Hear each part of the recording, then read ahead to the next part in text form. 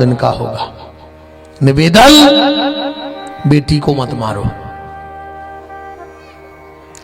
गर्भ में पल रही बेटी को मत मारो।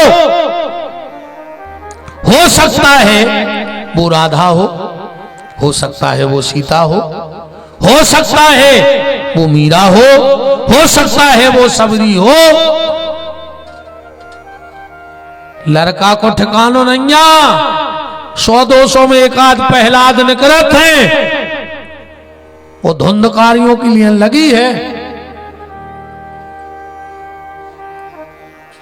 कंस ने जैसे ही उसको शिला पे पटकना चाहा, हाथ से छूट गई और कहा, रे दुष्ट कंस, मुझे मारने की चेष्टा मत कर, तेरा मारने वाला कहीं और जन्म ले चुका है। तुरंत वसुदेव देवकी को मुक्त कर दिया। सुखदेव जी बोले, परीक्षित चलो अपन तो गोकुल चलिए, कहा लेने देने अपन हूं कंस और मथुरा से।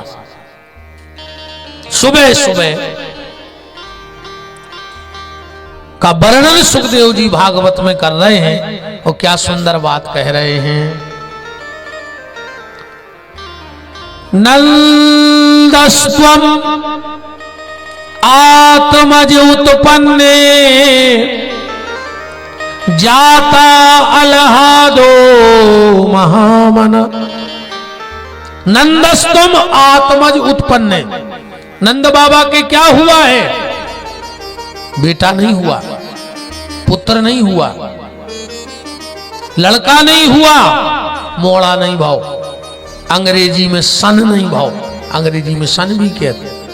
इन सब के अलग अलग अर्थ हैं। मोड़ा जो ब्याह के बाद मुड़ के ही ने देखे बहुत दद्दा है। बेटा जो बांट भी फिरे। लड़का जो लड़के ही सब करे। सन, वो सन बदला था हर साल में, इसे मोड़ा बदल जाता। तो सुखदेव जी क्या कह रहे हैं, क्या हुआ है नंद बाबा के? आज तक किसी पंडित जी ने कथा में कहा कि नंद के मोड़ा भौजे कनज जलाल की, नंद के बेटा भौजे कनज जलाल की, क्या कहते हैं? नंद के आनंद भयो, भगवान साक्षात आनंद है, सच्चिदानंद रूपायो विश्वोत्पत्त्यादि हेतवे तापत्रय विनाशायो श्री कृष्णाय वयम नमः। और जो आनंद सिंधु सुख राशि सी करते त्रलोक सुपासी। नंद के आनंद भयो, जय कन्हैया लाल की। तो आनंद हुआ है। नंदस्त्वम आत्मज उत्पन्ने जाता अलहादो, अलहाद माने आनंद। और एक बड़ा प्यारा शब्द लिखा है महामना।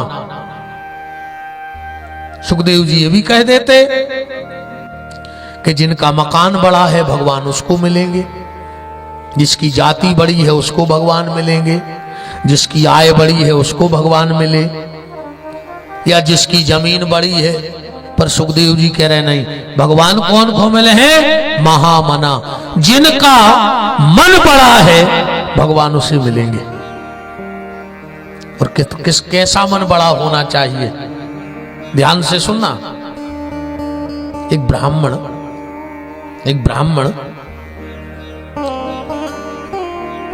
बहुत निर्धन,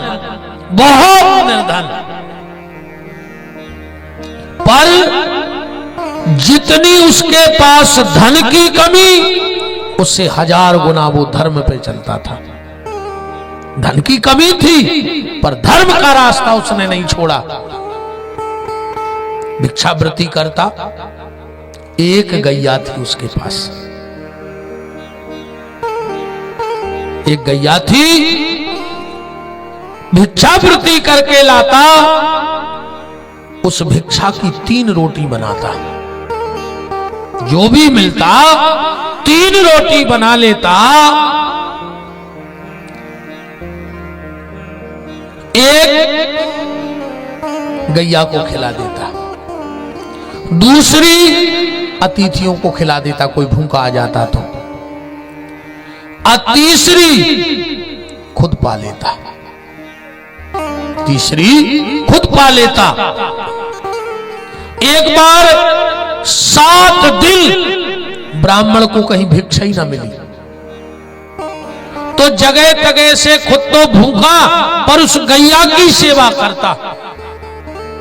एक दिन कहीं गैया को भूसा ना मिला, जबकि ब्राह्मण कभी अधर्म के मार्ग पे गया ही नहीं था उसके ध्यान में। आज ब्राह्मण ने सोचा मैं 7 दिन से भूखा हूं, मर जाऊंगा, पर मैं तो चोरी करके नहीं खाऊंगा, पर मेरी गैया मर जाएगी भूखे, ये मुझे पाप लग जाएगा। क्या करूं क्या करूं क्या करूं? ब्राह्मण ने कहा आज मैं चोरी करूंगा, काहे कि कहीं से भूसा चोरी करके लाऊंगा। रात में राजा के जहां भूसा रखा था गौशाला में, वहां गया और एक कपड़े में भूसा भरा, पर तकदीर देखो कि वो कपड़ा नीचे फटो हतो, वो तनक तनक भूसा ब्राह्मण की झोपड़िया तक गिरते आओ। खिला दिया गैया को, बड़ा प्रसन्न है कि अब भली चोरी कर ली, पर मैंने गाय को भूखा नहीं रहने दिया। चोरी कर ली कोई पाप नहीं। सुबह हल्ला मच गया कि राजा के यहां चोरी हो गई भूसे की। राजा ने कहा बात चोरी भूसे वाली नहीं है, चोरी तो चोरी है। अरे आज जो भूसे की गोदाम तक पहुंचा वो कल खजाने तक पहुंच सकता है, ढूंढो। मंत्री ने कहा साहब बिल्कुल नहीं ढूंढने, भूसा बगरो होता ही नहीं। भूसा बगरा वहीं तक। राजा थोड़ा मदान्ध था, जाओ जिसने भी भूसा उठाया उसे बांध के मेरे सामने लाओ। राजा के दरबार में दुबला पतला 7 दिन का भूखा ब्राह्मण खड़ा है। राजा ने कहा क्यों रे तूने चोरी की? ब्राह्मण बोला महाराज मैंने धन नहीं चुराया, मेरी गैया भूखी थी इसलिए मैंने चोरी की। राजा ने कहा चोरी तो चोरी है, चोरी चोरी है, इसे 101 हंटर मारे जाए। और जो मंत्री ने हंटर उठाया और जैसे ही मारने लगा, भगवान नारायण स्वयं प्रकट हो गए। बोले राजा इतना बड़ा अन्याय मत कर कि तेरे लिए कोई फिर दया मेरे पास ना बचे। बोले प्रभु इसने चोरी की। बोले इसने चोरी नहीं की है, इसने बहुत बड़ा यज्ञ किया है। अगर चोरी करके भी गैया को खिलाना पड़े तो वो यज्ञ से बड़ा फल होता है, चोरी करके भी। और भगवान ने कहा हे ब्राह्मण जा,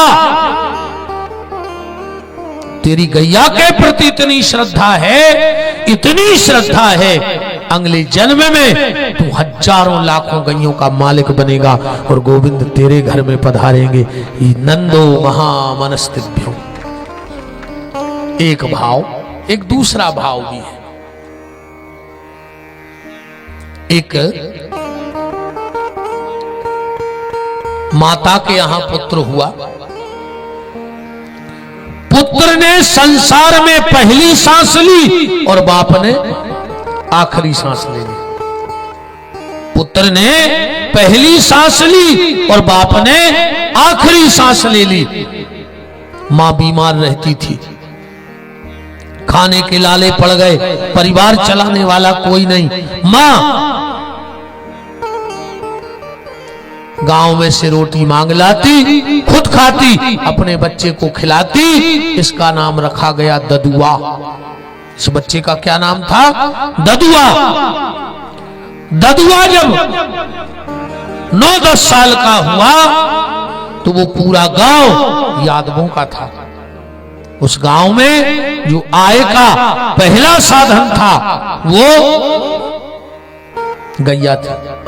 हमारे यहां पहले भारत की अर्थव्यवस्था गाय से जोड़ी जाती थी। पहले पैसा मारो गैयों बैलों से होत, तो आज के कुत्तों से होत। कुत्ता बंदो हो तो भी पढ़े लिखे कहा है। हाँ जी के तो कुत्ता बंदो हो जानियों में पढ़े लिखे, माने वो की औकात ने कहा कि वो अपनी पहचान बना सके। सुन कुत्ता बांध ले के हम बड़े आदमी कहां लगे। कुत्तों से बड़े आदमी बन रहे, कर्मों से बड़े आदमी बनो, व्यवहार से बनो। पहले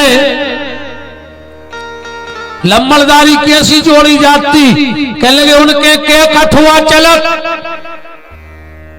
क्या मां साहब कठुआ ही से बात थे, कह लगे उनके 10 कठुआ चल रहा है, माने 20 बेलवा है। 20 बेलवा है तो 30-40 एकड़ जमीन कहाई। उनके ते कितनी गैये हैं, बोले 100 गैये राखे वे, तो माने 150 एकड़ को किसान कहाओ, घर को भूसा कहाओ, पंछा बारो कहाओ, जब तो 100 गैये राखे। और इसीलिए जब पहले हमारे यहां के धन को लिखा गया तो कैसे लिखा गया, गोधन। सबसे पहले कौन सा धन जोड़ो, गोधन, गज धन, बाज धन और रतन धन खान।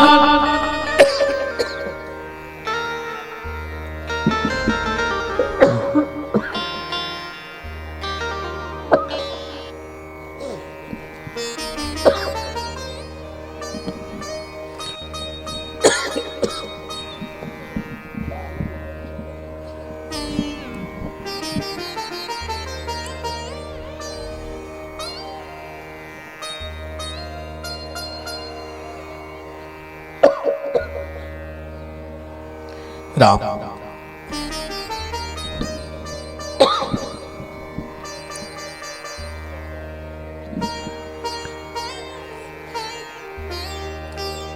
सबसे बड़ा धन गोधन होता था।